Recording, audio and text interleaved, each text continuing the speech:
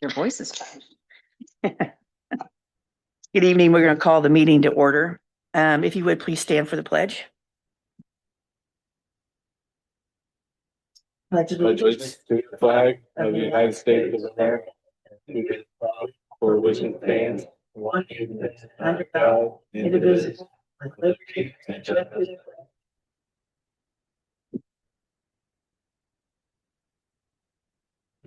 Okay.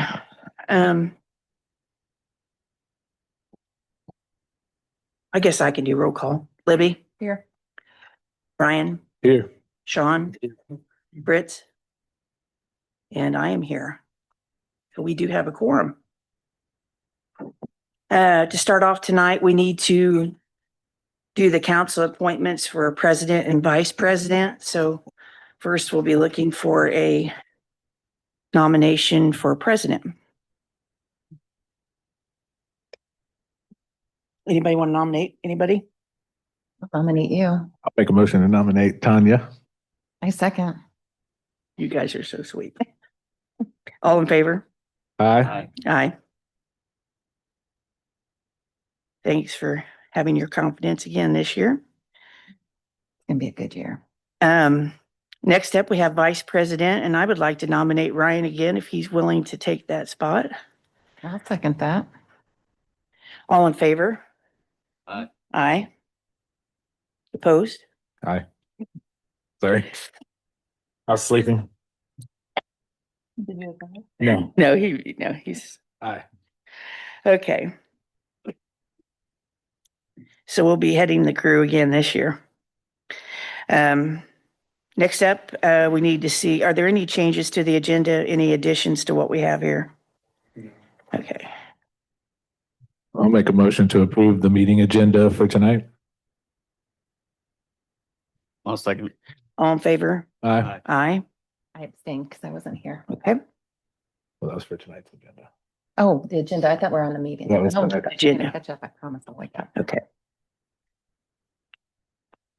And next we need the approval for minutes from the December 15th meeting. I'll make a motion to approve the minutes from December 15th, 2025. One second. All in favor? Aye. Abstain? Me. Okay. So first up, we have old business. Council will consider the second reading of ordinance 2025-11A, assigning the zoning designations to the recently annexed Stokes property at US 36 and 300 West. Adam. All right. For the record, I'm Adam Zaklikowski, the Planning and Building Director for the town. I'm not going to do the entire presentation that went to Plan Commission since you already somewhat familiar with this item. I'm just going to bring up a few points and then mostly talk about briefly what the Plan Commission talked about. So,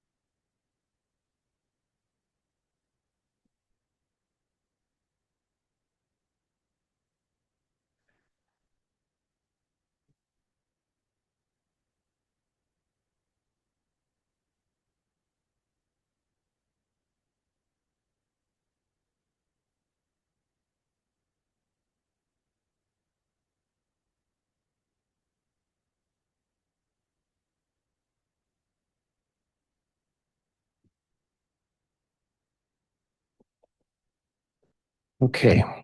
Thanks for your patience. So, this involves the Stokes property. And if you recall, it was just a little bit over 120 acres.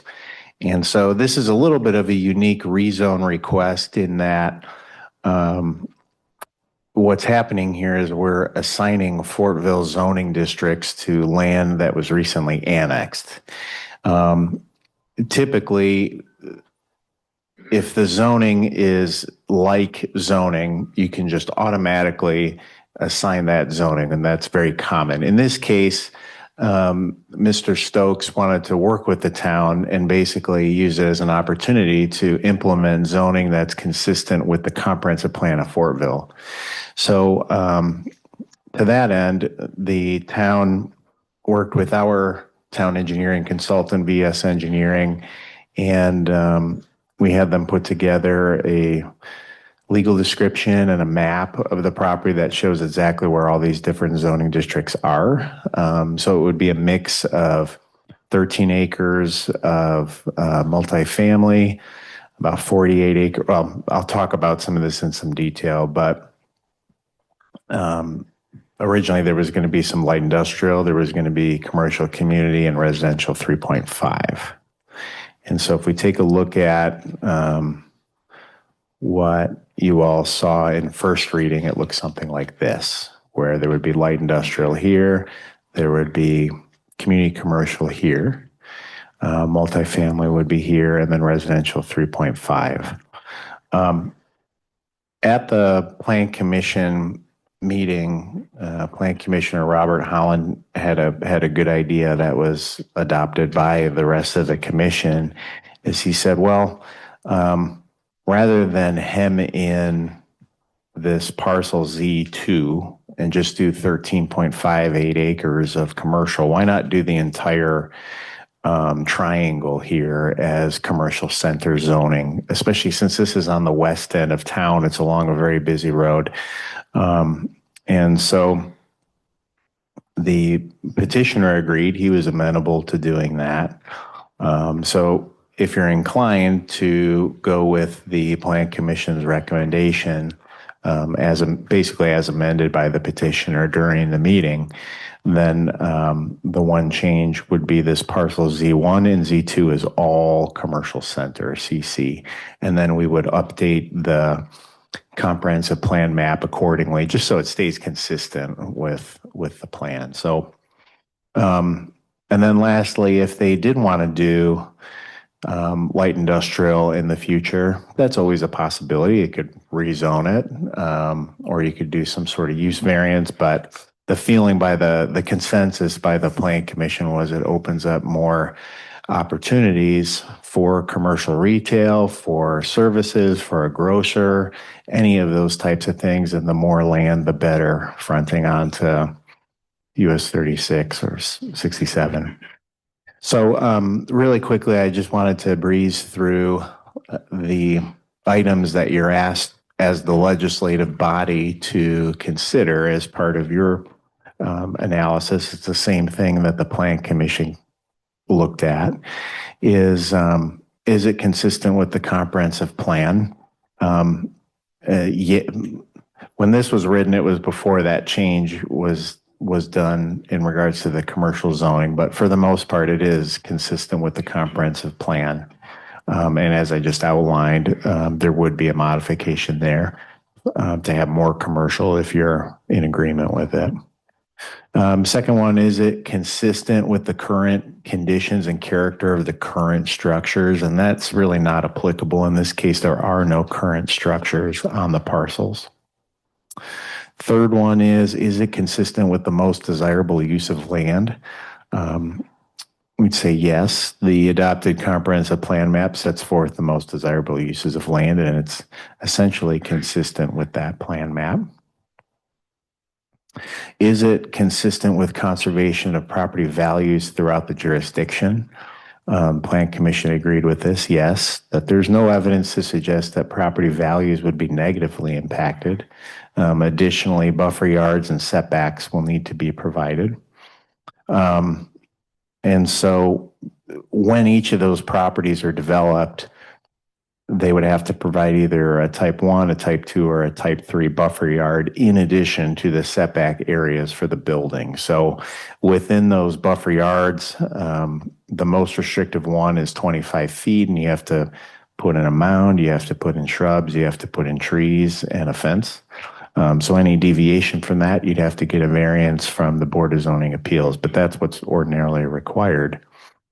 Fifth one, is it consistent with responsible growth and development? I'd say yes. The mix of zoning takes into account future land use needs for the community i.e. a potential grocer, high quality residential uses, things of that nature. The first reading, introductory reading that you held was back in early November, and I think you were generally in support of it. The community response when I went to the Plan Commission, all the public hearing requirements had been met. There was no remonstrance to the proposal. So the Plan Commission did issue a favorable recommendation with that change. The only other two things that I wanted to mention quickly is, so in the comprehensive plan map, this would go to commercial suburban, and the zoning would be CC. And then the only other change, and I don't recall how it was shown at first reading, but in full transparency. So this piece of property on the east side, this is under contract by a major national home builder to buy most of it. And then there is a piece over here that runs right along this residential homestead property in the county. Mr. Stokes would be carving out a few acres to that homeowner so that they have a little bit more buffer. But in terms of zoning, keeping it residential zoning, you can still do that. There's no, if they wanted to keep it rural, they can still do that for that small strip. And then the geography of this multifamily piece, it's a little bit narrower, but it's the same acreage. And so that was as proposed by the home builder that's looking to buy the entire property. And the multifamily would stretch out to the east a little bit more, but it's accurately reflected here.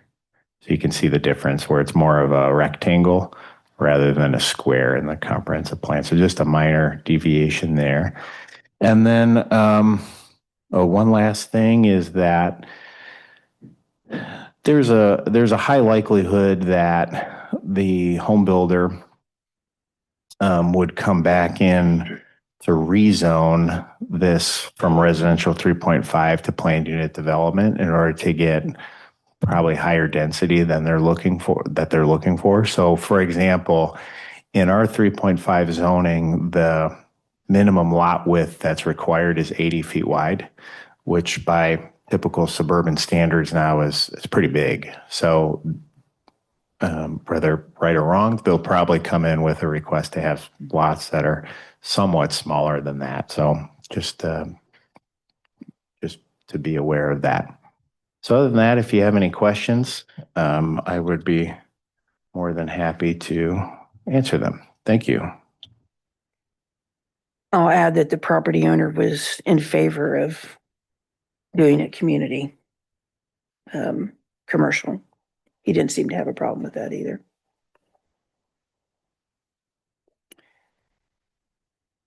I mean, would it not seem a little wonky having residential right there when everything else is commercial around it?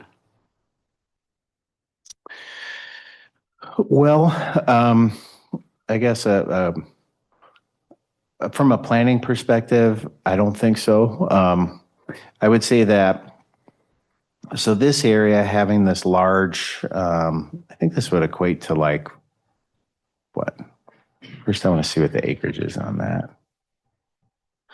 So it would be 48 plus 12. So it would be over 60 acres, which is a really big piece over here of commercial. And of course, Broadway will continue to be the main drag. 300 West, I think, is shown to be maybe like a collector street. So to have residential nearby, it would be convenient for people that live there to either walk or it'd be a very quick drive on your way home. So I think from a planning perspective, it's good to have residential uses in proximity to that. So, and then lastly, they would have to provide, the commercial user would have to provide some sort of buffer yards and the site plan for the commercial uses would have to be approved by the Plan Commission. So this is still pretty early in the overall process, and it just sets the zoning. At some point, are we going to look at like an overlay or something for the Broadway corridor? I know Robert was talking to me about that. So we do have right now in the zoning ordinance, I want to say if you're within 600 feet of Broadway in this area throughout town, there are some enhanced commercial development standards. So that's good. And those standards, if you're outside of the downtown area, you don't have to put the buildings up to the front of the right of way like you do on Broadway within the downtown area. It can be more suburban in nature, but the design standards are pretty good. I'd say they're good quality design standards. At some point, I may advise on doing away with if you're outside of the downtown area, of having good commercial design standards, period, all over town. Frankly, whether it's on Broadway or wherever it is, I would think that the community would want it to be of good quality materials, a good high quality project anyway. But to answer your question, yes, it's already an overlay, so there's already some enhanced standards. Yeah.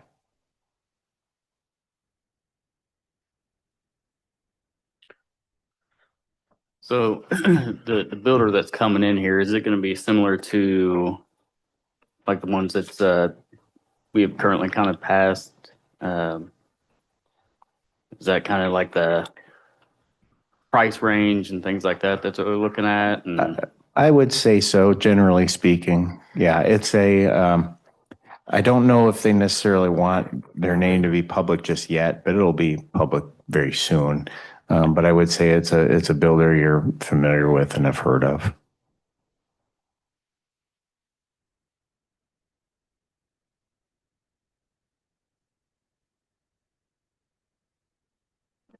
Anybody else have any questions?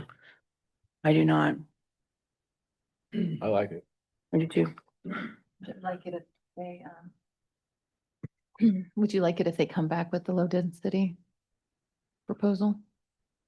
Just have to wait and We see. just have to wait and see what they got, but they're, If you would. Don't know. we might not like it. Yeah. We've done that and not liked it, so Yeah. we just have to wait and see. That'll be a condition of them finalizing their contract anyway, so they're not gonna buy it and then they're gonna wait and see if we approve it first, so. I know Fritz was wanting to see some kind of senior living or something like that in that area. I thought he had talked about that. but- Yeah, I remember, frankly, Fritz was the one that was really hoping to have that multifamily component in there Mhm. as part of the comprehensive plan. So I think he would be pleased, frankly, that if this were approved, it continues with zoning. Mhm. So. Yeah. And it makes sense. I think given the mix of land uses over there, to have some suburban apartment area. I could see it being like a large grocery store or something like that, and then homes across the street, you know. I think that'd be Exactly, pretty normal, yeah. yeah, but right now it's looking like the residential area is going to probably go up first before the commercial side. Potentially. Happens a lot Yeah, faster. potentially. And I'd say yes, that's most likely.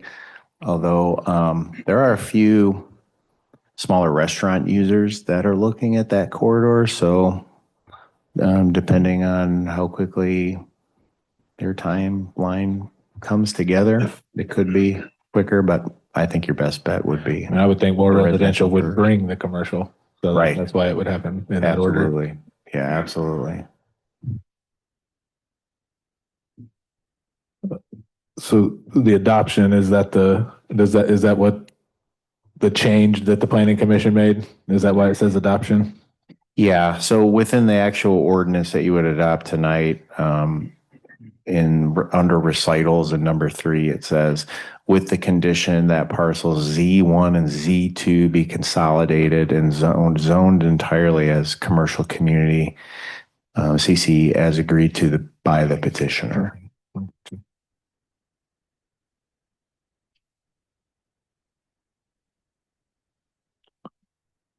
I'll make a motion to approve the second reading of ordinance 2025-11A, assigning the zoning designations to the Stokes property, as long as the combining Z1 and Z2 into a single parcel, with CC, commercial community zoning. Second. All in favor? Aye. Aye. Opposed? Motion carries. Thanks, Adam. Thank you.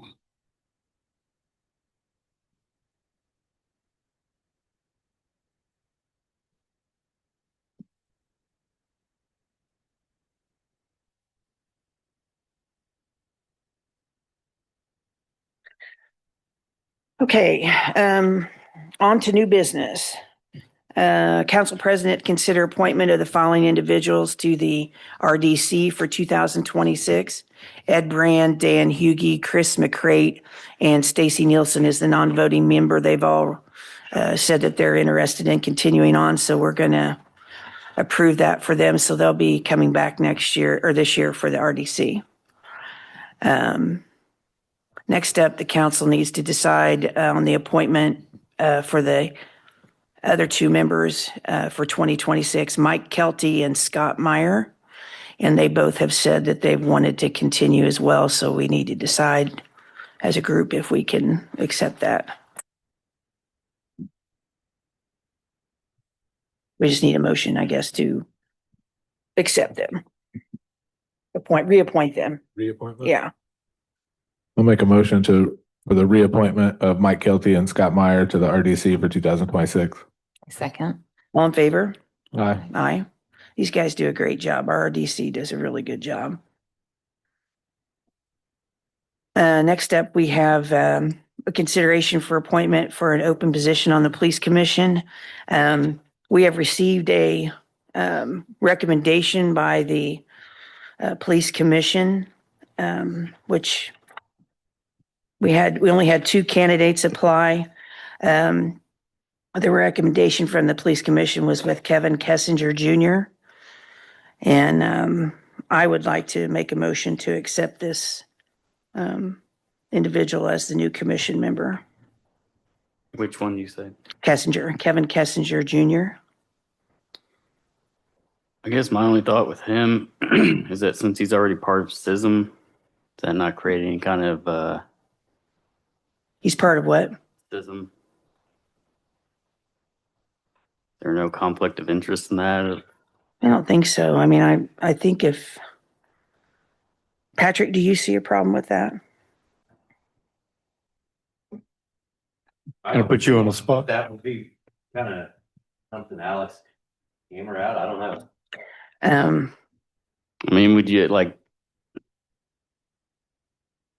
feel like it could conflict, I guess, either doing his job as part of CISM or, police commission if you have an officer that came in trying to confide in him and go over a situation, and then he could ultimately then make some kind of decision on the police board though also. I mean, he could abstain from it too. What do you think, Alex? Yeah, I think if there were a situation like that, stating from the vote, Mm-hmm. the right move.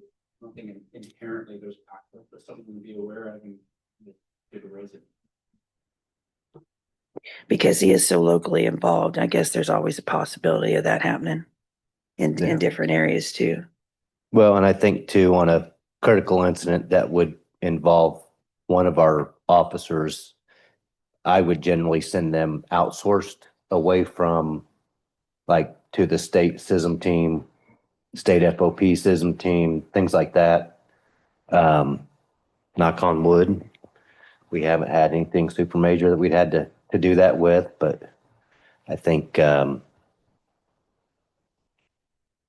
that's where I would end up going. Now, if an officer confides in either of those gentlemen, then they would have to abstain from a vote if there was a hearing as far as employment goes. I believe both interested parties are here tonight. If you had any questions for them, that might help them. Yeah, that's kind of my biggest concern. The other guy though, like he has a really good resume though too. Yeah, And yeah, I mean, you guys are equally qualified, I guess. I probably shouldn't be the one that makes the motion anyway, because I sit on the police commission, so.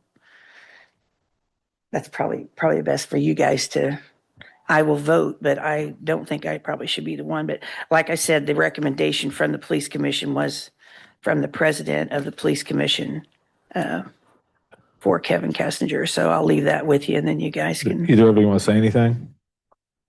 Do you guys want to get up and speak? You're welcome to. Come on up, Kevin. Yeah, that's fine. Yep. Tell everybody who you are. I'm Kevin Kessinger. So to address the SISM thing, let's take, for instance, we had an incident in high school a few weeks ago where we had to call SISM in. At that point in time, me being an employee at the high school, I have nothing to do with anything there with it. I step aside. We call it a different team from a different area in order to do it. If something like that would happen here, I would just have to step aside and not utilize that part of what I do because I'm part of the town. So that would be the way I would handle Sure. that. So That makes sense. something part of it. So anything outside of the town's business, you can still Yes. partake. Yeah. Yeah. I would just avoid anything in town, inside the town's business No. at that point. Any questions for Kevin while he's up here? Thank you. No problem. Eric, you want to? I'm assuming you all have my resume, my cover letter. Mhm. Yeah, so as far as a conflict of interest, obviously, I wouldn't have any. But I do have a little bit of a background in law enforcement. I think that can be valuable. I think you guys have read my my resume. I think there's a recommendation from the chief of police of Delray Beach that I was on the commissioner, I was the chair for the board down there. So anyway, I just want to involve myself in the community. I think I could be an asset to it. And I said, I have the background and I can speak the language. So Sure. that's about it. Appreciate you Okay. stepping in, Clyde. Yeah.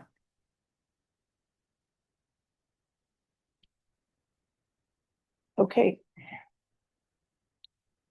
Anybody want to make a nomination besides me? I'll make a nomination for Eric. Do we have a second for Eric? I'm going to second. Your second? All in favor? Aye. Aye.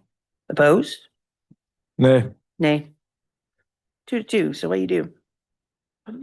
I'll make, I like the connection with the school, I think personally. So I'm gonna make a motion to nominate Kevin Kessinger Jr. I'll second. All in favor? Aye. Aye.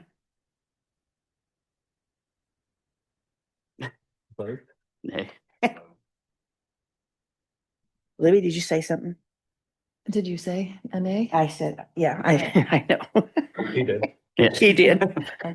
Yeah, So we draw straws. that Well- is the tiebreaker. The clerk's not here, so. Yeah, Clerk normally the treasurer's clerk not does it. here. And so there's no final action. You can continue deliberating and see if one of you can sway a vote or Can I go to the next meeting when we have 5? Yeah. We could do that too, if you guys don't feel like we can work through this. either I mean, 5 or the clerk treasurer's here. And not the deputy clerk, that Missy would need to be here. She has the authority. I guess my personal feeling on it is Kevin's been around. I mean, no offense to you. You haven't been here long enough, but I mean, I think you're great. Your qualifications are great. I think there'll come a time when we'll be able to use you eventually. I just, my thoughts are just because he's been here longer and has the affiliation with the town that he has already, the school and everything. It makes it just, that's the only factor I think that I can base it off of. Because your qualifications are so equally well in just different areas. So that's my personal opinion and I'll probably stick with that. Just for that sole reason. I'm kind of the opposite where I kind of like having that separation there of not, being so intertwined into the community and having a little bit. So what is the benefit to that? having an outside perspective, he doesn't have any allegiances to anybody or, personal grudges against anyone. And I mean, his resume seems pretty outstanding. Everything that he's done so far. Just his resume, I guess it'd be hard to pass up. His Mhm. knowledge with everything. And there The are fact that already, he's already been on the police commission also. there are already a lot of people on the police commission who are from here and Yes. have been great supporters of and know everything about town. And I'm all for new people getting involved and Yeah. Having a different perspective. yeah. My only another hesitation that I have is that the commission did recommend him too. So their feeling was Okay. just the opposite of what you guys are thinking too. So I'm not sure Yeah. why. I wasn't involved in that, just so you know. I've kind of tried to stay out of that. Were you there when they discussed it with the police commission? No, Gene's the one that handled all that. And I didn't, Yeah. we didn't meet as a group to discuss it. He did it individually. Well, and I'm just gonna guess that their recommendation for him is probably because they do know him. Probably I a little don't bit think so, better. because I don't know Kevin. This is the first time I've ever heard his name. I don't know him. And, I'm a lifer here, so I don't know him. Uh, We have to just be smart to wait till Fritz is here. That's fine. We can do that. I'd like to hear his opinion and Trick, are you okay I know we have a meeting coming up this week. Are you okay us waiting till the next, Yes, you go, okay. whatever. I I mean, you thank you guys for coming. decide. That's part, yeah. Yeah. I think it was a last minute thing that Fritz wasn't going to be here tonight, so I Yeah. think it was an It's emergency. probably a good idea since we're all on the fence here.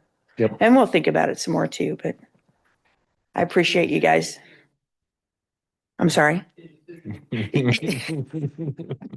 Yeah, I hate not making a decision, but I understand it, it happens sometimes. So Simple math. Yeah. And we have 4 and there's 2 to 3. if you guys want to come back next council meeting, then we should be able to make a decision then as long as everybody's here. Okay, thank you. Okay. So with that, next we have some discussion on fees and donations for public safety and other purposes for new planned unit developments. So for the PUDs, I asked Adam to look into how we can charge some fees or donations from some of these developers to add to our fund for police and safety. Yeah, if you, in your packet, I think there was some responses from some of our neighboring communities. Heard from quite a few of them. So a couple things from what I can gather is that first, in Indiana, we cannot charge a formal public safety impact fee the way that we can with parks, with sewer and water. However, if there's, say, a new plan unit development, they can make a donation as part of their agreement, which would have a very similar effect, of course. Also, with a PUD public safety impact fee, it's a one-time thing that would be probably collected on a per lot basis. And so out of the different neighboring and peer communities in central Indiana that we reached out to, I think the one that was the only one that really did something like that was Ingalls. And I think if you wanted to follow that model, you certainly could. I was really surprised as to how much they collected. It was quite a bit. I think it was like $1,800 a lot, something like that. So, that could be. I think they said that the developers don't really have a problem with it either. Yeah. It seemed like. Yeah, I think like anything, whatever you ultimately decide on what the policy should be, one factor is, as you know, there's been a lot of discussion nationally and especially here locally about housing prices. And Every time there's a new fee that's added, whether it's an impact fee, whether it's a donation, whatever it is, it ultimately ends up costing more for the homes. At the same time, if a house is more expensive, then that can also increase the assessed value of the property, which can increase tax returns over time. So there's all sorts of different considerations, and I would say, from a planning perspective, to have a donation fee, whether that's public safety, whether that's streets, whether that's parks in lieu of an impact fee. I think they're all good things to discuss with the developer to see what they can reasonably afford that's still doable. So I think you could do it a couple different ways. One is we could amend that PUD ordinance that we have, the template, to include some sort of public safety fee or other fees, donations, if you will. Or you can just have a discussion on the record right now for what your feelings are. So there's a few different ways. And I don't know if Alex, if you really anything to add one way or the other. We've seen this in a lot of what you're talking about. We end up having the actual terms in a development agreement.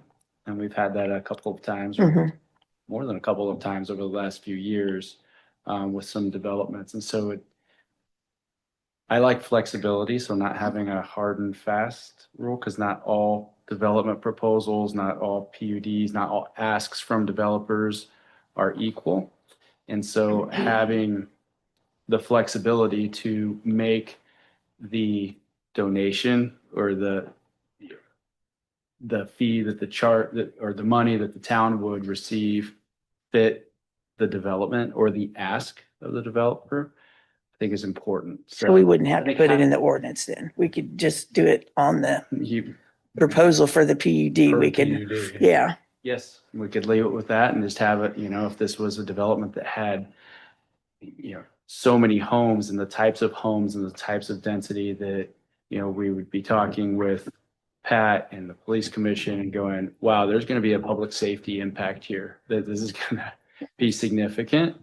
That's something that early on, I know that Adam and Joe talk with developers about and work that concept into a development agreement. And lastly, I would add that Joe had a good point when we were talking about this internally a week or two ago, is that for a lot of projects, especially apartment projects, there's going to be a lag in terms of when we get the full assessed value and are able to collect a full amount of taxes on a property. It may take a couple years, but they may be all full of homes or apartments, and there are runs that need to be made, and those aren't being covered. Somebody's subsidizing that essentially. So I suppose one last bit of advice before you talk amongst yourselves. One thing to consider is maybe it almost seems to me like apartment projects are really a good example where a public safety donation would be most appropriate, because you're going to get a whole glut of people all at once when the building's done and people are starting to move in. Whereas obviously with subdivisions, it's still somewhat more gradual. And then I think, when the taxes kick in, it's a little bit more phased, because not everybody builds their house immediately all at once. So just things to consider. Other than home values, what negatives would there be? Home prices, I mean. I would say just like anything, I think what's, at least from a planning perspective and somewhat of an economic development perspective, is we always want to try to keep our cost of doing business low in Fortville, but not compromise on quality and not compromise on design standards and things like that. I would think that's the only trade-off. But I would say that from what I can gather in looking at other impact fees that our neighboring communities charge, I think that frankly, the overall cost of doing business right now for apartments and subdivisions is low. And there probably is there's some room to be able to add.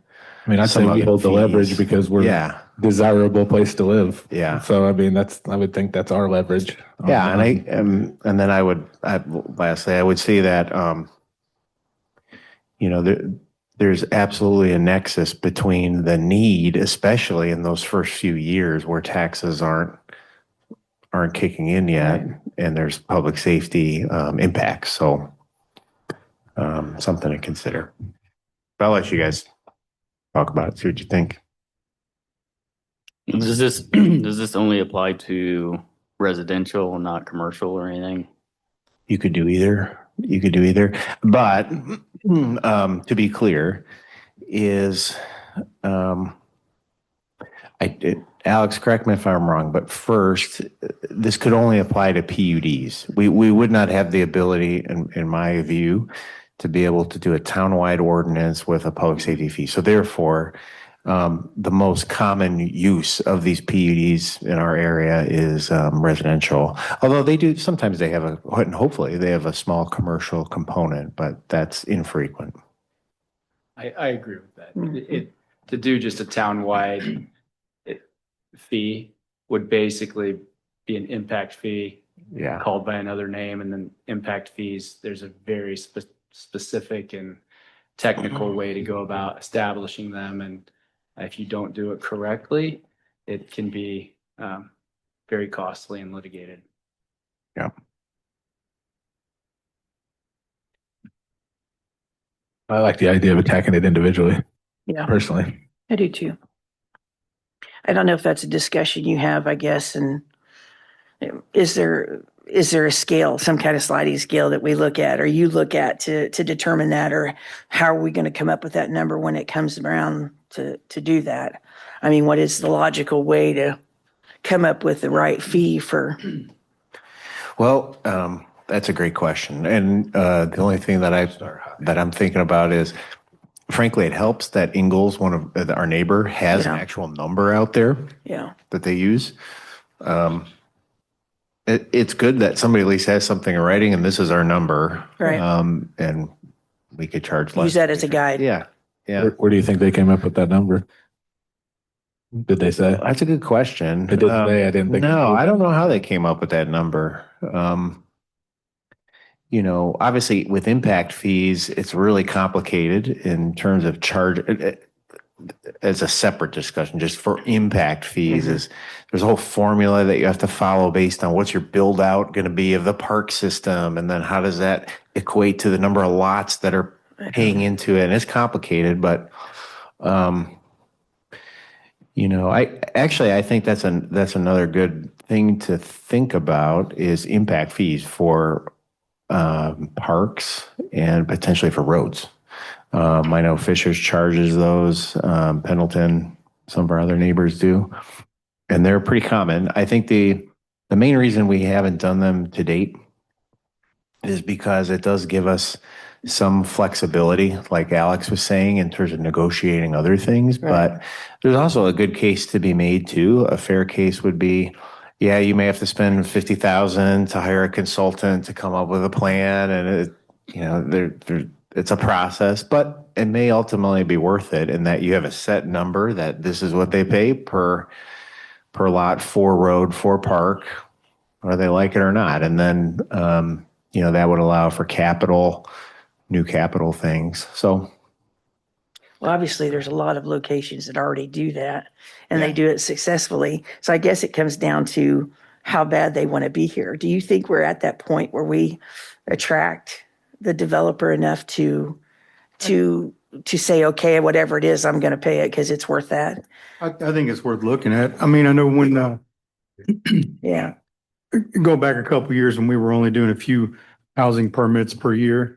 By the time we go to the CPA and justify spending all the money to put together the plan for the impact fees, it would take us a lot of years to pay that back. And then you have to look at it periodically to see if they're still, tracking or not. I think with the way our development is starting in town, we've a little more than doubled housing permits this year or this last year. It might be time to start looking at some of that.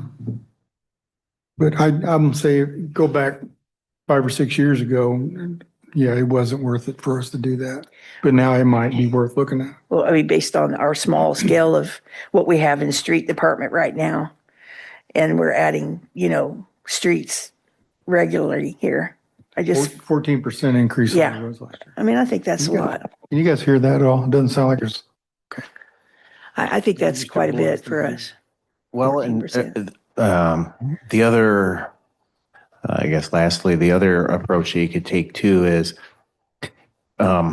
if you look at it from that, what's the overall cost of doing business angle?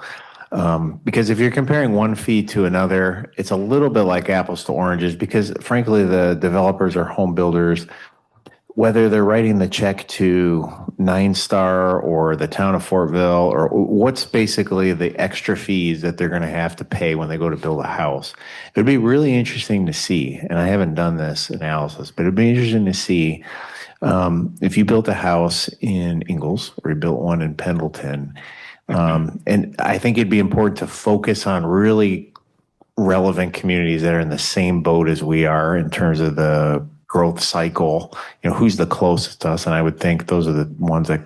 What about New Pal? I mean, they got New Palestine would be a good yeah. one. Yeah, basically, and then probably on the, northwest side of town, maybe Brownsburg or something like that. Basically any suburb that's kind of on the fringe that's growing right now. If you factor in all the costs from the government or from utilities, how much is it adding on? I'd be curious to see how we stack up with. Yeah, how much it would be to build the exact same house on the Right. exact same plot of land. Exactly, In yeah. Ingalls or in Pendleton. Right. Or in Fortville, yeah. That would be good to know. It would be, yeah. Well, I guess with the, like what you were saying, the housing prices and stuff, is there any other ideas or options out there to take it off of the individual, I guess, to offset the increased costs and that? That's why I was kind of asking for commercial or. Yeah. So, I think what's tricky about it is ultimately all that stuff gets passed on to the end user. Some of it they might eat. It's like really any other tax. That's rare though. They're going to eat as little as they can. Yeah. I get the impression that the home builders and especially the home builders, they have a certain profit margin that they generally like to make out of a project. And, if it eats into that profit margin, they're just going to pass it on to the customer. So, pros and cons. I guess it'd be good though to be able to negotiate with them, I guess, and maybe find a middle ground where they be a little bit more willing to eat it than, like I said, pass on. It's just we're not doing anything now. Every a little bit would make a difference. Yeah. So I mean, maybe we start out with that perspective, and I mean, I know there's a lot of negotiation that goes on before we see it. So I mean, it's I guess mostly up to you. Well, and I think it's also important for, Joe and I, when we're having these discussions with developers, is to push as hard as possible for what's in the best interest of our town and our taxpayers. And it's not from a standpoint of how much can we extract out of a developer, but what is, looking out for our best interest. What's reasonable? Yeah. What's reasonable? We're not doing anything right now. So gently pushing as much as we can without being unreasonable. If that makes sense. So, Well, we do have costs as the police department, Yeah. as the fire department. As soon as the road's put in, our guys are patrolling that because as houses are being built, there's materials left outside that we take theft reports. We do investigations on those theft reports, and we are patrolling the areas because even if there's one house in there, that's still our responsibility to take care of. That's true. And then we don't see taxes for another, usually 2 years after that to recoup some of that. So the other taxpayers are ultimately eating the cost of those services for why it's being built. Yeah. And I understand it's a revolving circle, and I just wish we could get them to clean up the roads so we don't have nails in tires all the times. And I'm sure the street department does too. Anytime they go through there, you get nails in your tires and. I've had to plug mine twice last week. Right. As So- the city planner. Yeah. So I would like to see something, whatever it may be, but the other taxpayers are eating the cost of our services to go out into these newer neighborhoods to patrol why things are being built. Yeah. Well, that's good. I mean, that's a perfect example. I mean, That's a good. And I know we have talked to them as well about the block cameras. And so far, everybody we've talked to, they've been in favor of putting those cameras in, installing them, hopefully having the homeowners association pay for those. I think that's a great idea. Yeah. which will I guess hopefully Fishers, help a little bit. Fishers does that, so Mhm. it's not without precedent. Okay, if that's correct me if I'm wrong, but from what I'm hearing, continue to pursue those things when these new planned unit developments come in, and in terms of the dollar amount, that can be negotiated and flexible, but Right. it seems like is it correct to assume that there's a policy, a thought that we should look to do this? I think so. I think so. Adam, correct me if I'm wrong, but didn't we do that with the subdivision here a few years ago where they had to pay so much per lot for the police department? Yeah, we did it in Mount Vernon North, where they paid, I want to say a few $100s per lot. And then they donated to the school as well. Mhm. So, When one of the subdivision over there by, Ohio Street. Northwest They did a Fortville. donation to the park, right? Yeah, they did a couple things. They donated money for a bridge to go into the park so that their residents could walk from their community into the park.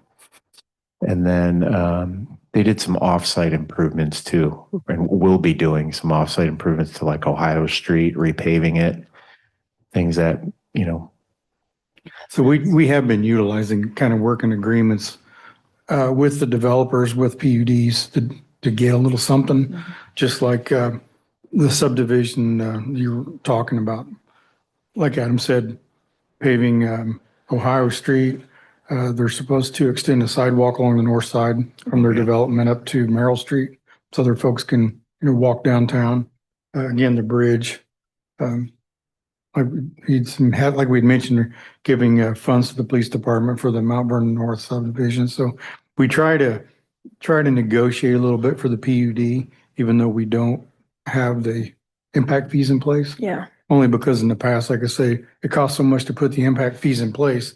You have to build a lot to get that money back to even make it worth it. So I said, I don't know that we're there yet. That's, just trying to get an idea of where we at physically to. and didn't buyers aren't they doing some improvements to 850? mhm. Yeah. So we're working with them. Instead of doing like a road impact fee, we have them pave the road and fix the road. So I mean, that's what we're going to do with the money anyway. Mhm. So that, Yeah, it just cuts out a lot of the red tape, frankly. yeah, exactly. Of it. But yeah, I guess, feel free. So for example, if we have new PUDs that come up this year, which I guarantee you we will, is when it comes to you all for first reading, is definitely take a look at the donations and the numbers that we're putting in there and see what you think. If you think it's too low, Sounds good. Yeah. feel free to push them to ask for more.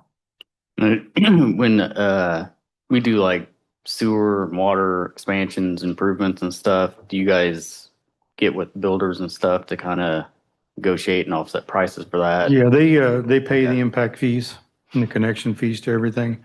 They're required to run the lines through their development and get it to there. Typically, what we do is if we want to do any upsizing, if we want to put in larger mains or bigger lift stations or anything like that, we'll have them go ahead and build it, but we give them credit back on their connection fees for the upsizing of those costs. So we already kind of have a little Yeah, something like that yeah. going on Mhm. still. exactly. It isn't absolutely nothing, but it's just, Yeah. we need a little more. maybe. Yeah. No, that sounds good. I think that's a good way to approach it. If everybody else is good with that, then that's what we'll do. All right.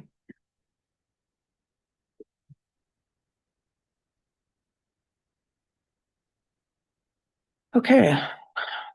So moving on, we got department reports from Joe. I don't have much this evening, but I did want to, say congratulations to the Township Fire Department. They did get their excess levy. So I know it's going to go a long way. That's great. We're still waiting on our final review. I will tell you, I worked with Beth today to finalize some stuff and get a little more information to help. So hopefully we'll hear something in the near future on ours, but we're still waiting on that final decision. Landmark Park, I know I've been talking with Reynolds, trying to get kind of a schedule from them on when their project is going to start. They haven't gotten that to me 100% yet, but with the timing of supplies and finishing up some of the final plans, they're talking probably not even getting started until midsummer. I know that's not what everybody wants to hear because we were hoping to do some great things out there this summer and kind of break it in, but unfortunately, it sounds like it's going to be midsummer to the end of the year, late summer before they get it completed. So sounds like the park's still going to be available for the first half of the year anyway. So if anybody's got any uses or wanting to do anything out there during that time. They have started doing some soil borings and for the bridge there at School Street Veterans Court. They've done some soil bores there for their footers. They've also done soil bores throughout the park. We're working out there now trying to make sure that the locates that they've got on their maps for utilities is correct. We found some that wasn't quite correct and maybe missed a couple. So we're trying to verify where some of those lines are exactly. If we can plan the project around the utilities versus moving them, of course, that's going to keep the price down and we can, get more for our money. So that's kind of the goal there. Other than that, I don't have much for you this evening. Let you know that I will be out of the office next week. So unless you have anything for me, that's all I've got this evening. I guess what type of utilities are we looking at out there that Oh, there's power wires, there's fiber optic, we've got storm, we got sanitary, and we got about water. everything? Yeah, we got everything, yeah. Well, and I don't know if a lot of people there's a lot of folks here that's younger than I am, but when I started here years ago, they used to tell me about the school that sat on that lot. And I've seen a lot of pictures. That's where the Fortville school used to sit. I went to school there. Did you? Yeah. Okay. Well, my predecessors tell me that a lot of that school is still there on site. Yeah. They pushed it in and covered it up. So there's going to be a lot of brick and concrete and debris that they have to work around. So. Interesting. So, is the park going to be available for like Cammie's Cause or any other festivals that we have? Late August, that's going to be tough. It's going to be real tough. Now the soccer field, what we always called the soccer field, would still be available. But the area where the gazebos, where the playground's going in, the restrooms and all that, that'll probably be all still roped off at that time. I'm assuming, I don't want to swear to it till I get But they're primarily out there in the field anyway, I think. Kimmy's they guys, aren't are, they? yeah. But they use the shaded park for the kids. Kids, yeah. They might have to have some tents and stuff instead, if that's the case. But that's all good stuff to know going forward. So we count on it, plan on it anyway. And go day by day or week by week. Maybe. Hopefully nothing slows it down any further. That's, exactly. It's like everything, it takes forever. Adam, do you have anything for us? Not really, but I did want to add that I'm going to take a look at what the final total was for the number of new single-family homes were. I think we're going to be pretty close to 200, and we did like just shy of 100 last year. So we literally doubled. And I would anticipate that I mean, as long as always the big unknown is what happens with the national economy, but we obviously can't control that. If things keep on the same trajectory, I would assume that we'd probably do a similar number of permits in 2026 and probably a little bit more. And a lot of that is a function of, frankly, Lennar, they build a lot of houses. They develop a lot of lots. They build a lot of houses, and they do a lot of spec homes. So they'll just submit for a whole bunch of permits all at once. So a lot of times that's when we see a big glut in our numbers. But I'm pretty optimistic about things. So we'll see what happens this year. I think we'll have a number of nice projects, I think, that will be contemplated. And so we'll see. But if anybody has any questions or anything, happy to address them. Have we heard anything from Retail Strategies lately concerning their? No. I did copy them on that email that had some of the development trends that we've been seeing. And I was going to put together a map, both for them and frankly for the public too, that we can get on our website that shows what's planned, where it is geographically, who's building, how many lots, things of that nature. So I like to do that here this month and get that to them so then they can try to work on our behalf to recruit different. Yeah, I'm curious if they've made contact with any of them yet. That's why. I don't know. know. Should we reach out to them maybe and just see if we don't want to be a pet, Yeah. but I mean, I don't want to get out of their ear, because I think we made a good presentation. And I just want to. I think it's important to continue to keep them engaged. Yeah, I do too. For those, that was the company that this Retail Strategies is. They were commissioned by HEDC, Hancock Economic Development Council, for the entire county. But what's really nice is we can utilize them as well. They have developer connections with our grocery store people that were. Yeah. I will say the last couple of weeks, it's been hard to get a hold of people. So Yeah, it's true. Holidays makes it hard too. So yeah, give them a little bit of time to. yeah. Okay. Yeah. Patrick, you have anything for us? Oh, I'm sorry. Sorry, Heath. He's ready. I'm sorry. I forgot you. I did see you earlier. I'm sorry. I was looking down. Heath Luther, Parksman, for the record. Very quickly, kind of touch on something you guys were just talking about with Cammie's cause. I have already had a conversation with Jared and Aaliyah and those guys that this may be a possibility to have a plan B, essentially a backup plan.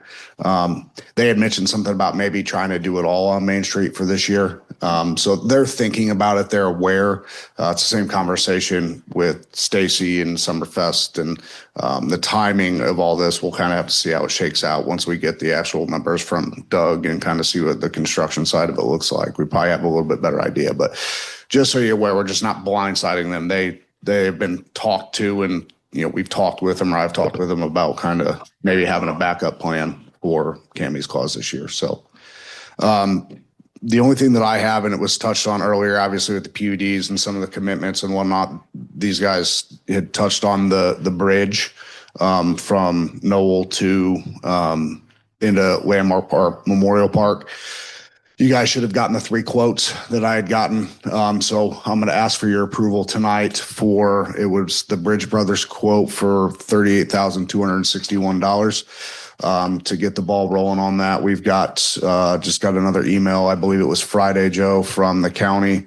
Okay with the design of the foundations and whatnot. They were comfortable with us handling that as opposed to paying the extra $10,000, I believe is what it was for the design on that. 10 or 11,000. Yeah. So if you guys are so apt, we just need a motion for the spending on this. Obviously 30,000 of that was covered through that PUD. I've already had conversations with Beth. We've got plenty in the parks to be able to cover the remaining balance. as it comes in. So we want to get the ball rolling on this. Same thing with the materials that Joe was talking about with Landmark Park. This is a prefab bridge. It's going to take a while for design engineering, for it to then get manufactured and for manufacturing to us. So we're talking probably, what do we decide? Sometime July-ish. If we can get this done sooner than later, it'd be around July when we could get that in. At that point in time, we'll have to figure out then foundations and obviously getting it set. But we got to get the bridge here. So that's what I'm asking. And kind of going back to the conversation we had earlier, the developer contributed $30,000 toward this bridge. Yeah, So- that's great. So that's just for the bridge? That's not for anything else? For the bridge. Yeah, that will connect Noel to Memorial, Is that the price for all these quotes? It's just for the bridge? just for the bridge. Yes. So yeah, the Bridge is made out of gold. yeah. Like Those everything bridges They're kind of is. expensive. Everything is. Those bridges are very expensive, unfortunately. Well, the other quote was double. Well, so that one quote you were talking about is 38,000 plus the 11,000 with contact. Is their total price 46,300, or would there still be 11,000 tacked onto their price too? For which one? The foundation, you're talking about Bridge Brothers. Yeah. So He just addressed that, I think. yeah, the foundation, the extra, if they were to design the foundations, it would be an additional 11,000. The county is okay with the town designing the foundation. So the total cost of the bridge itself is 38,261, Plus tax. It says excluding sales tax. Yes. which We don't pay any tax, okay. we won't pay taxes. Sorry. Correct. And the freight's included. The freight is included in It says that included. $38,000. The Civil Con quote was 68,000 for one and 76,000 for the other one. That's crazy. And then the contact, which I don't got it right here in front of me somewhere. So what makes the one $76,000 versus the other at $38,000? Do you know? Just design, Yeah. probably. So I know they quoted Curious. one out. The $10,000 difference. One was stainless steel bearing pads. Let's see, what was it? Most It had the galvanized. weathering system or the weathering beams on it. It had to do with the design itself, H section. Okay. So yeah, anyways, one was wood decking. The other one was a concrete deck. That was the cost difference in those two. I will say that this is a 40-foot bridge, and with the Parks project, we're looking at another one that's 50-foot long, and Reynolds will be supplying that. Of course, we'll be covering the cost for it with, the whole bot process. But with these quotes, I want to make sure to get those to Reynolds. So if they can get a better price on that bridge, that'll in turn save us money in the end too. Sure. So we need a motion then to approve this for Heath. Correct. I'll make a motion to approve the Bridge Brothers quote of $38,261. Second. All in favor? Aye. Aye. Opposed? There you go, Heath.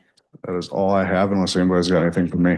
I have a question. Yes, ma'am. Just now come to my mind. How, are we going to get any feedback on what happened at Winterfest and Summerfest? I mean, how it went and what went in comparison, or do you have connection with that, or how do we find that out?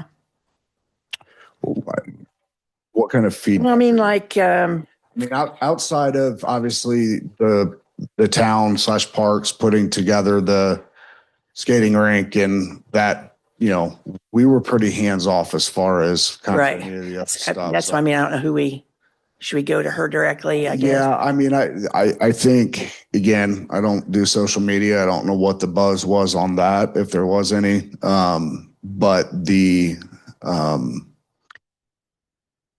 actual event day itself, that would, I guess, probably be more of a Stacy question. More or less to see if we're on the right track, or do we need to zigzag again and do something different? I mean, that's why I'm curious. I've got feedback. You do? Okay. I have an opinion. Okay. Well, opinions are good. I personally think that the town should have to manage any town events. I feel like putting it on years ago, FAI passed off Winterfest to the shop owners. You guys remember that? It was when Gina was here and all of that. And that was the first time I ever came to Fortville. Oh, it wasn't. I thought you guys were done doing it. Anyway, they passed it on and they were doing, it just was for the shops because shop owners are running their businesses and it's the busiest time of the year. And, that's what happened this year.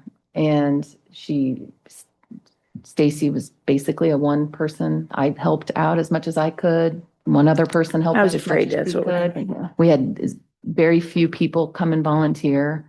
Lots of comments about it. And I Yeah. just feel like if you don't volunteer, you can't make a comment. So I do volunteer, so I can make a comment.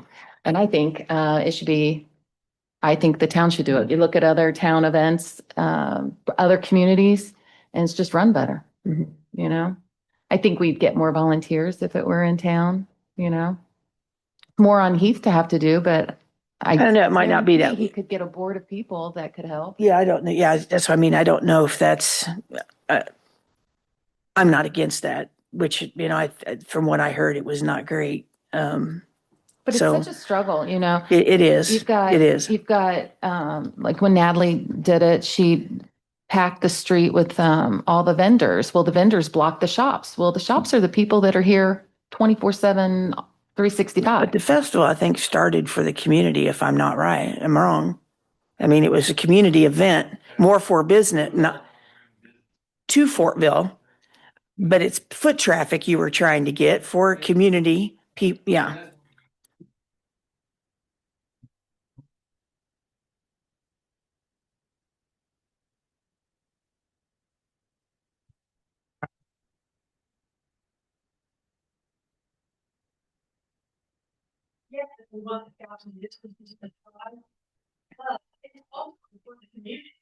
And for so many kids, say, there's nothing for the kids to do. Yeah. And that's why I think the town should take it on again. Well, so that's a good reason why we need to get Stacy in here, I guess, have that discussion, because I think we need to regroup and Yeah. And I'll say, I mean, she did the best she could. revisit and have discussions about what to do moving forward. So nothing against her, but I think I'm not going to unload all this on you, Heath. So I see your face.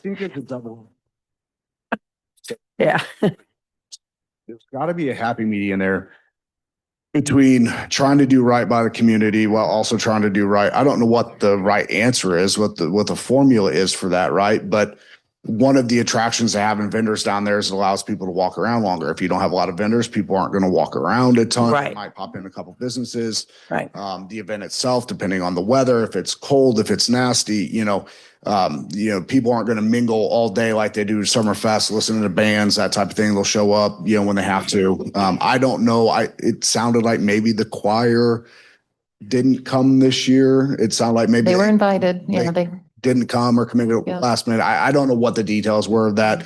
I think it's finding, however it's run, whoever's running, the answer is, trying to find that right. And again, I don't know that there's a right answer, but trying to find that right equilibrium between vendors and things to do versus trying to support businesses as well.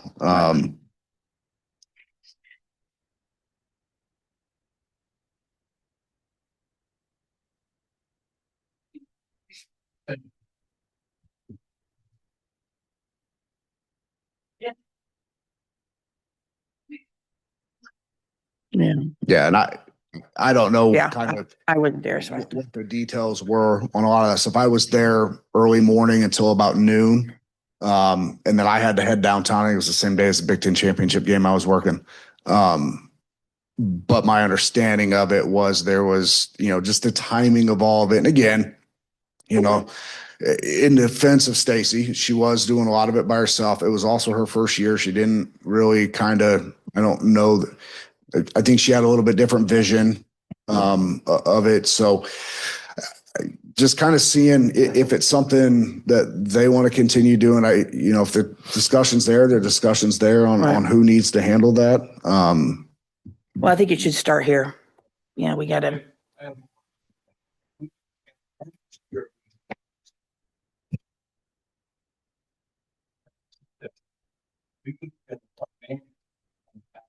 Yeah, I remember you passed that on.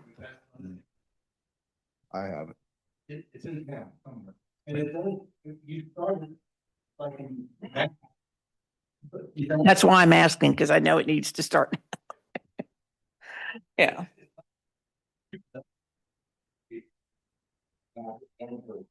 And we have a great routine to do it. Just work out. I think he's volunteering to do it again. I didn't post. So that's one nice thing about Fortville is that we are a town full of volunteers. Yeah. And when they show up, when they're not sick, I mean, we had so many people sick at Winterfest. It was a tough weekend. Okay, if you can sit down. Yeah, I'm sorry. I just asked you that because You're good. You're good. I hope it'll get feedback from vendors and shop owners. I mean, since they've done this for multiple years now and they've, kind of went through all just to have their feedback and suggestions. I've seen some of them on social media, so from the vendors and from people, so. I will say, because having been involved from the beginning, you're not going to please everybody. You're No. going to have people that are not happy. No, The way that we used to do the vendors setting up along the walks, some of the businesses, didn't like it. But from what I gathered, I bet 90% of them or more, that was their best day of the year. Because there was a lot of traffic. people brought to Main Street that was walking around that may have never went into those shops, any other time. They're there spending time, their kids are playing, they're waiting for their kids to get on stage or crowning the snow princess or waiting for the lights to go on. So they're shopping, they're all walking around and spending their time and their money. So I think this year, it seemed like it was stretched out way too long. I think you're better off to have a schedule and agenda and everything, but have things to do all day long and not have big Right. void in between times of, and something's going on. We also had, Noblesville had an event. I don't think they've ever had it on that day. McCordsville had an event the day before, I think theirs was. Oh, they had the, what do you call it, that A shopping lot of thing. competition. New Pal, yeah, New Pal had one. Greenfield always has their parade. Lawrence had something. So I'm just like, is there just too much going on around us? Do we keep doing what we're doing or do we?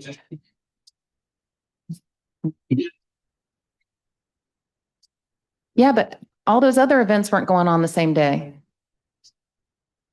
No, they weren't. No, they weren't.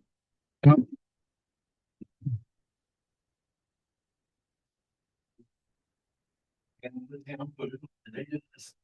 Break up, this is their first year. I think the town should take it back.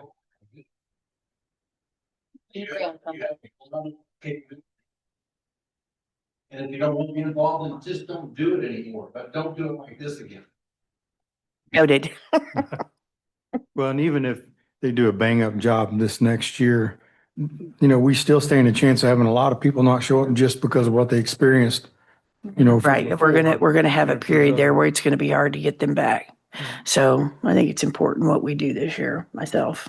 And I know I was going to try to reach out to some other communities and see how they structure theirs and how they do their events. I understand that the Riley Days Festival, that particular festival is not handled by the city. They have a board. Or and they for have just Riley Days, Yeah, yeah. Riley Days Yeah. board. And Maybe we need to have a festival board. that doesn't sound like a bad idea. I mean, come up with something like that. Well, we'll do some research. You know. Try not to spend too much time doing it either. Okay, I'm ready now. go ahead, Patrick, go. All right. I'll have the yearly report done by mid next week for you guys to review for the following council meeting. As usual, the public part of it will be in the back when you enter. You'll be able to review all the yearly statistics. Other than that, I'll be here for that meeting, and then I'm leaving the 21st through the 25th for my ice fishing trip. And then we have a police commission meeting Wednesday. Everyone is welcome. It's open to the public. And that's all I have unless you have questions. I have nothing. You have any questions? Thank you. All right. Missy is not here. Alex, do you have something for us? I don't. Happy New Year. Happy New Year. And any questions you may have for me down here on my island by myself. I'm used to it as a lawyer. You people. I don't have any questions for you. So anybody want a public comment? Come on up, Dave. Dave Beatson, resident here in town. I didn't catch, or maybe it was another meeting, how many homes are going to be in this Stokes edition that are residential versus rentals and apartments? Well, Stokes has not been determined yet. So stay tuned for future meetings, All right. future plan commission meetings. Be looking forward to that then. Let's see then. I guess that's all I had was on Stokes then. Thank you, folks. Thanks, Dave. Okay, so council, Libby, you got another opinion or comment? Nope, you heard it. That was it? Okay. I have a question for Joe. I forgot about the NDOT project, on Broadway here. Is it done? Is there stuff that they're? It's not closed out yet. There's still some punch list items they've got to go back and do. There's still two of the decorative lights that was hit. They're having to get those replaced. I talked to the contractor, the subcontractor. What was it it was one day last week, maybe Wednesday. They're still waiting. They're very frustrated. I've got two lights ordered myself because we were going to have a couple on hand in case one got hit. Yeah. I can't seem to get a response back. And from what I understand, that's just the way it is with these lights. A lot of the suppliers, well, not the suppliers, I think there's only one supplier because it's territory. So the distributors, there are people that are suppliers in that area. So I understand there's a lot of contractors are struggling with the same thing. If you'll remember when we done Main Street, we had the same issue. We went for a long time without lights up there just because we couldn't get them. So like paving wise, is it done? Like right there in front of the Dollar General, is that how it's going to be? Yes. And then like that, Just draw a line through that and get your name. the median in front of AutoZone is just kind of ugly. Like there's the Yeah, way that it's was a paved, part- like the way it's paved, like right there. Yeah, that wasn't part of the Broadway project, but I can see with as much work as going on the Broadway corridor, it won't be long before they come in and do some resurfacing to fix some of that Okay. up. Right now, we're currently looking at the Ugly. Broadway here in front of the town hall. So between the South Madison Boulevard intersection improvement that's going to happen there, we're looking at the traffic light and trail and the curb turn lanes down here in front of the new station at Ohio and Broadway. We're looking at the McDonald's entrance coming in. They're trying to figure out if they're going to put a concrete median like they did down at AutoZone. We're asking them not to do that, do what they can to try to make it right in or That not, looks really not neat. right in, right out, Yeah, but make it looks towards full access. But I know Adam and I had talked with NDOT. Of course, we've talked to both engineers from both actually, there's been three engineers with the Ohio Street project, not Dairy Queen, McDonald's and the intersection at 13. When we were talking with NDOT and explaining everything is going to go on through there, they were kind of thinking they need to look at it as a larger project as far as, excuse me, as far as the design goes. So a lot of that stuff is very preliminary, but everything out here in front is probably going to get reworked, I'm guessing, within the next year. So And they still got to do restriping and stuff down by BP and all that still, don't they? I believe that's all done. It's just fading now because of the Yeah, that was, salt and stuff that was on it, but they did get it done. yeah, that was an NDOT project. They had their BP's contractor did that. And I don't know whether NDOT has signed off on their work yet and accepted that or not. So we're not involved in that. Yeah. That's it. Thanks. Yep. I was going to ask Adam something. I just forgot what I was going to say. Oh, I see movement at DQ down there. So what's going on? Are they working on it? Did they get any permits? Have they called? That's a good question. From what I've been told, they've been doing some cosmetic improvements that supposedly don't require a permit, but that's questionable at this point. So I would think they're probably going to need some sort of interior remodel permit. So it's a work in progress. Yeah. I will say Jerry is aware of it. He's been down there. I figured he has. And he's talked with Jerry's Fire not Marshal as well. Okay, okay. I just want to say Happy New Year, everybody, and thank everybody for last year. And hopefully we have a good, smooth year this year and good things happen. This kind of made me think, since we were kind of discussing festivals and kind of the town having input on that, another thing that might be helpful too is the farmers market. And because that definitely seems like they lack structure. They struggle with it. With and yeah, I think the town could, even with advertising and stuff, like there's definitely some things that were being promised that weren't being delivered.